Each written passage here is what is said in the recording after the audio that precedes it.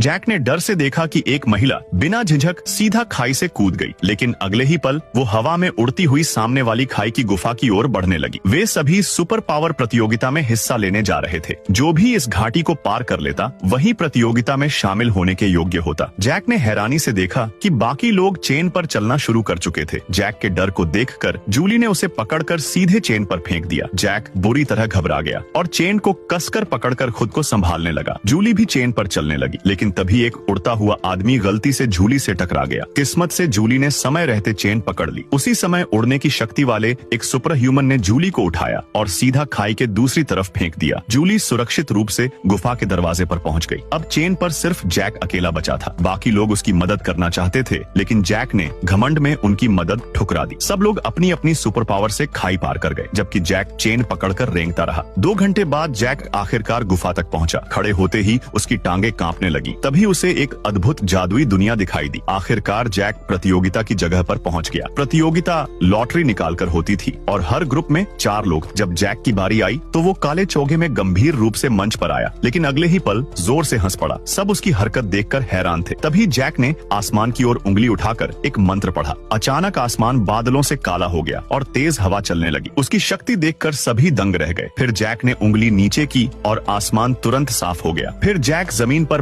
पालथी मारकर बैठ गया। उसने बाकी तीनों से कहा कि वो सिर्फ सबसे ताकतवर से ही लड़ेगा। ये सुनते ही बाकी तीनों आपस में लड़ने लगे। काफी मुश्किल से एक आदमी जीत कर खड़ा हुआ, लेकिन जैक ने उस आदमी से कहा कि लड़ने से पहले बैठकर आराम करे। लेकिन किसी ने भी नहीं सोचा था कि आदमी की आंखें बंद करते ही जैक ने अपना काला चोगा उतारा और उसे उस आदमी के ऊपर डाल दिया। फिर जैक ने उसे मुक्कों और लातों से पीटना शुरू कर दिया। अंत में जैक मैच जीत गया, लेकिन वहां मौजूद सभी लोग उसकी हरकतों को नफरत से देखने लगे।